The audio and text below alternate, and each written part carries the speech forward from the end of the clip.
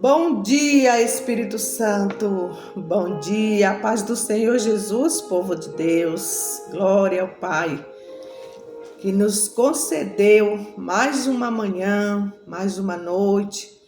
Agradecemos pela noite de sono, agradecemos por este novo amanhecer.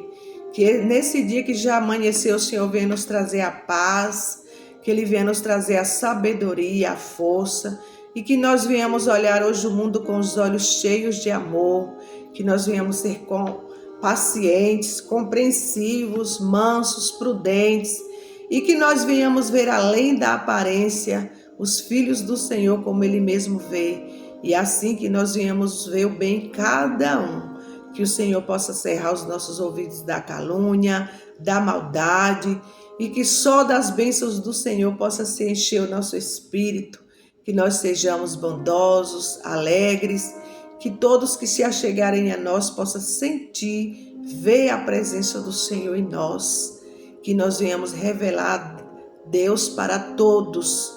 Amém? Gratidão por tudo que Ele tem nos proporcionado.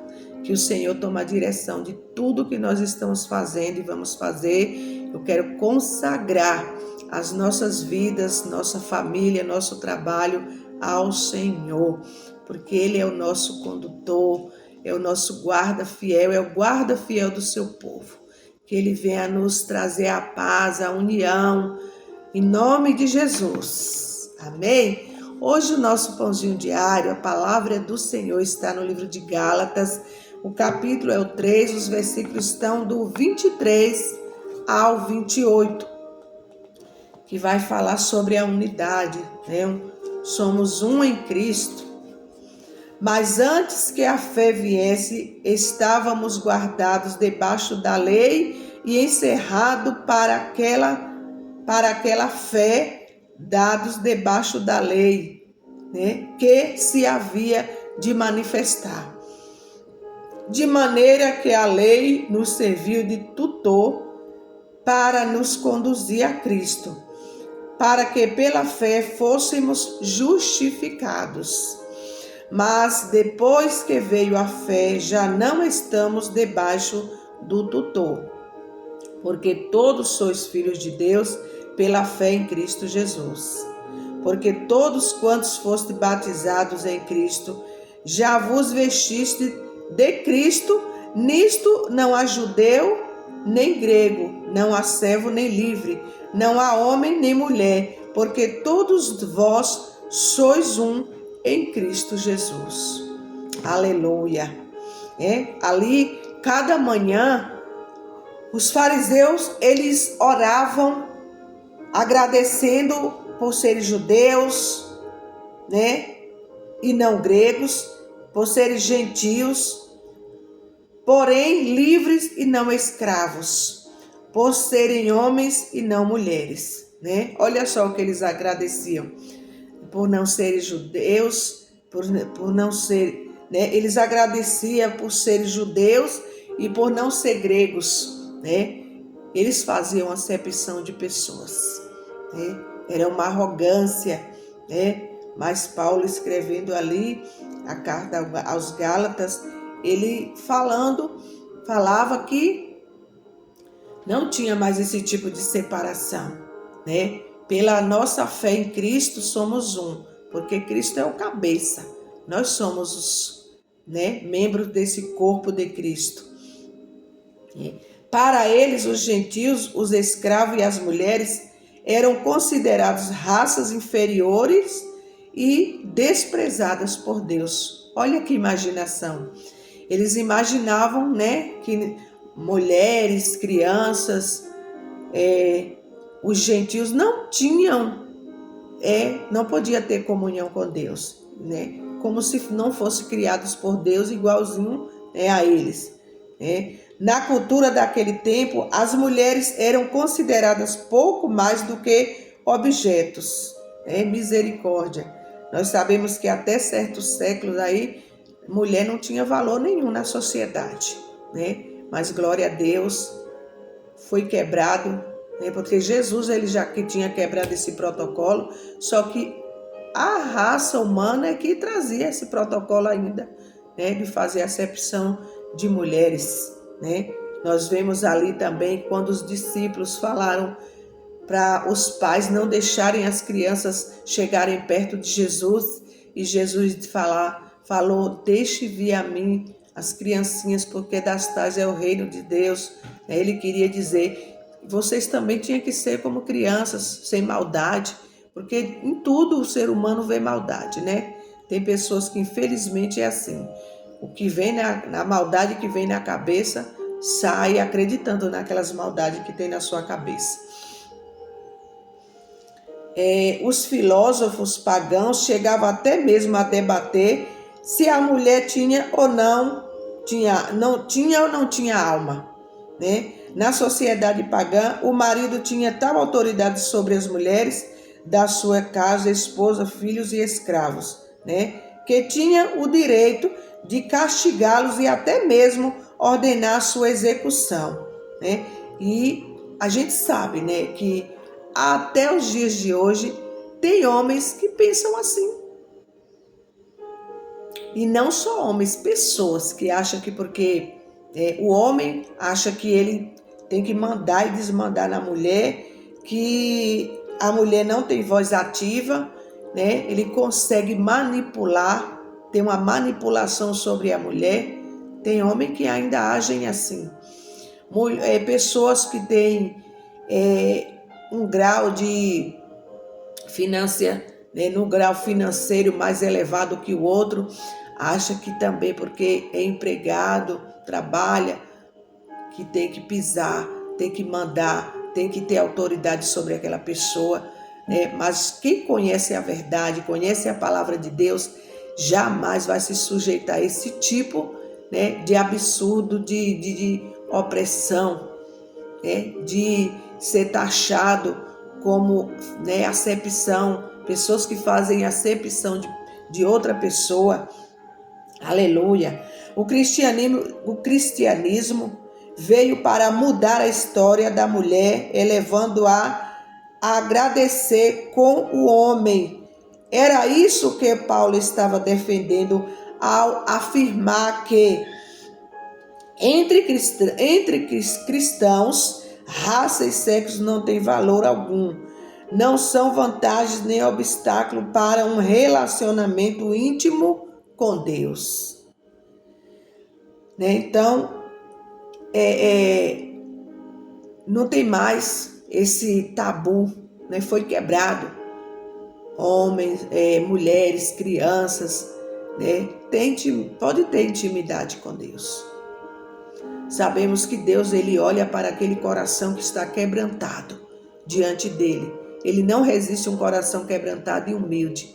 Às vezes a pessoa tem poder no mundo, né, na sociedade, tem uma certa finança, uma vida financeira melhor que o outro, mas não tem humildade. Fazem acepção de pessoas. Então, para Deus isso não vale. Nós somos um só e somos importantes para Deus. Aleluia. Entre cristãos, raça, sexo não tem valor algum, não são vantagens nem obstáculos para um relacionamento íntimo com Deus. Tá vendo?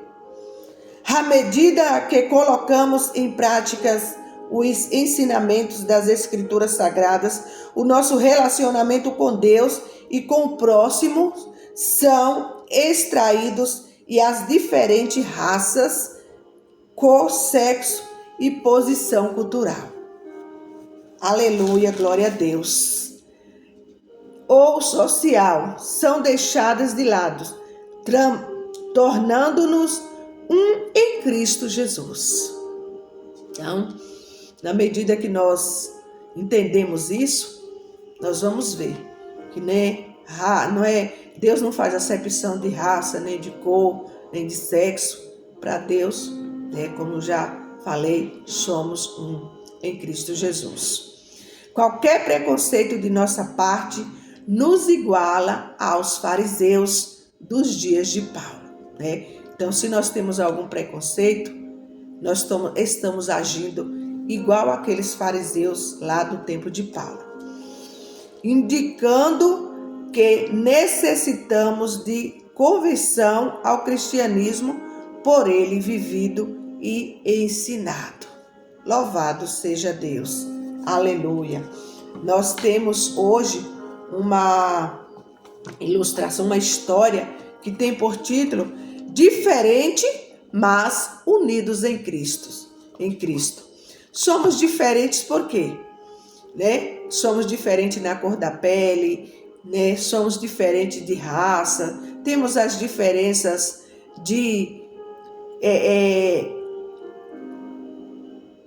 na sociedade, como tem classe alta, classe média, classe baixa, mas isso tudo quem faz é o ser humano, né? A gente vê que o ser humano já faz acepção em tudo.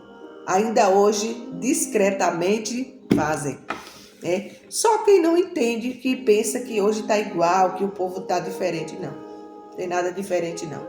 De alguma forma sutil, né, diferente, só mudaram a forma, né, de fazer acepção, mas que tem fariseus ainda hoje tem, né, ali